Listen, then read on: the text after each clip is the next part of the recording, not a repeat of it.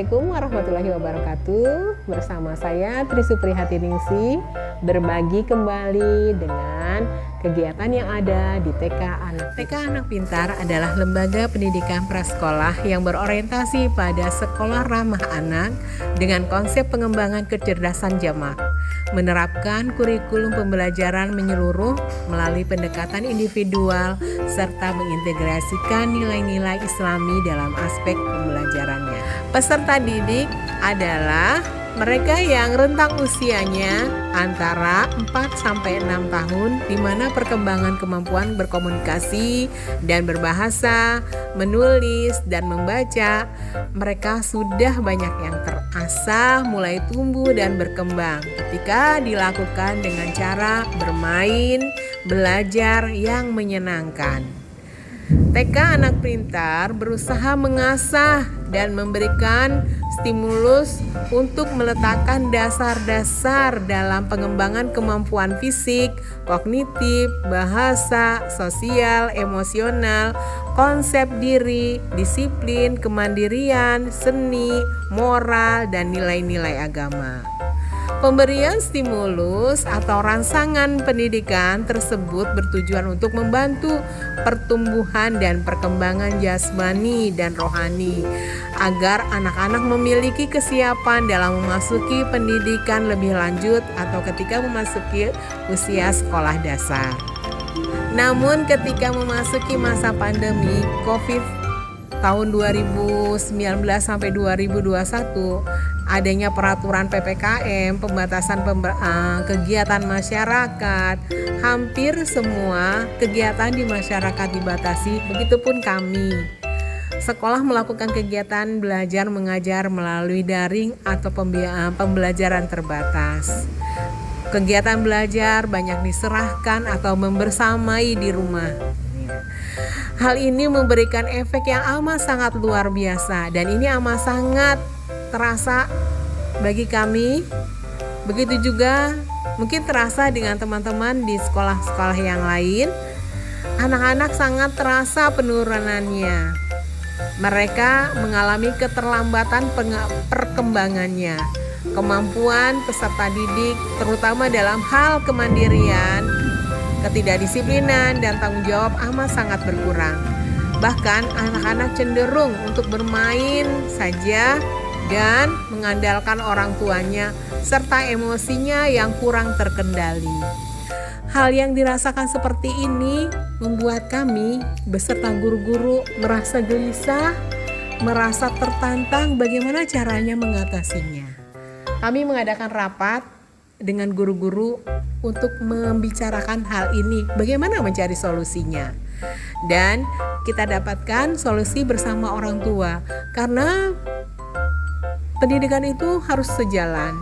Ketika mereka bersama orang tua belajar di rumah, metode pembelajaran yang kurang, orang tuanya yang masih sibuk, ada orang tuanya yang harus berbagi pembelajaran dengan saudara-saudaranya yang lain, sehingga perhatian, cara belajarnya yang kurang, itu yang membuat anak-anak merasakan kurangnya kemandirian. Dan ini kita bicarakan bersama dengan orang tua. Bagaimanakah solusinya? Ternyata dari hasil diskusi bersama orang tua dan guru-guru, kami mendapatkan cara solusi yang terbaik. Solusi yang terbaik yang kami dapatkan ini mengacu juga pada literasi-literasi yang ada, yaitu bagaimana melatih kemandirian anak. Ternyata kita memberikan berupa pelatihan-pelatihan, pembiasaan yang ada di rumah. Pembiasaan yang ada di rumah ini yang mereka lakukan sehari-hari, yang sederhana, yang sesuai dengan tahapan usianya dan yang menyenangkan. Dari pembiasaan-pembiasaan inilah akan kita dapatkan mereka bisa menumbuhkan rasa kemandirian tersebut. Contohnya adalah yang kita lakukan. Kita memberikan tugas bagaimana anak-anak mencuci sendal. Dari kegiatan tugas ini, anak-anak merasa mendapatkan sesuatu, ilmu didapatkan dan keterampilan mencuci sendal pun dia dapatkan. Inilah videonya. Assalamualaikum, nama saya Syifa. Saya sekarang ingin mencuci sendal kesayangan saya.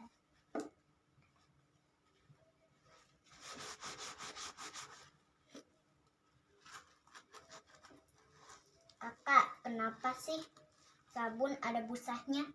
Karena sabun mengandung bahan kimia yang jika dibilas dengan air lalu digosok akan menghasilkan busa. Kenapa harus dibersihkan ya? Kan kata Rasulullah harus dibersihkan. Anazofatul minal iman. Oh iya, anazofatul minal iman. Kebersihan itu sebagian dari iman. Assalamualaikum, namaku Arsa. Ini sendal kesayangan aku. Sendalnya kotor, yuk kita membersihkannya. Pertama-tama kita basahi dengan air. Terus kita kasih sabunnya.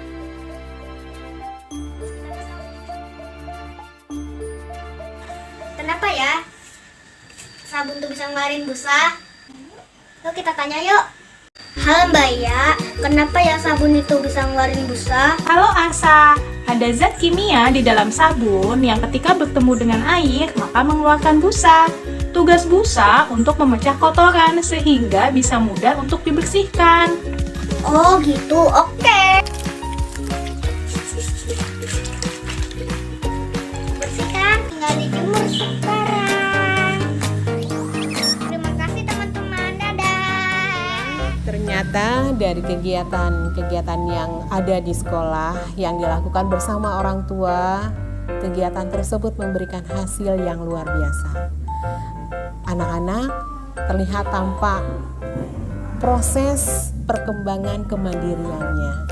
Anak-anak terlihat kemajuannya. Mereka merasakan prosesnya dari tugas yang diberikan oleh bu guru. Dan mereka mengerjakan bersama orang tuanya. Apa yang didapatkan dari hasil tersebut ternyata ketika anak-anak melakukan kegiatan tersebut, mereka terlatih untuk berusaha untuk menjadi lebih bertanggung jawab. Anak-anak lebih menghargai waktu dan mereka berusaha untuk memahami dirinya sendiri, lingkungannya, dan apa yang mereka lakukan. Mungkin itu tips yang bisa kami berikan untuk hal yang sederhana ini, mudah-mudahan bisa memberikan kemanfaatan bagaimana kita membuat anak-anak lebih mandiri, lebih bertanggung jawab, karena masa depan Indonesia ada di tangan mereka. Dari sejak dini kita latih mereka pembiasaan-pembiasaan yang baik agar tumbuh kebiasaan yang baik.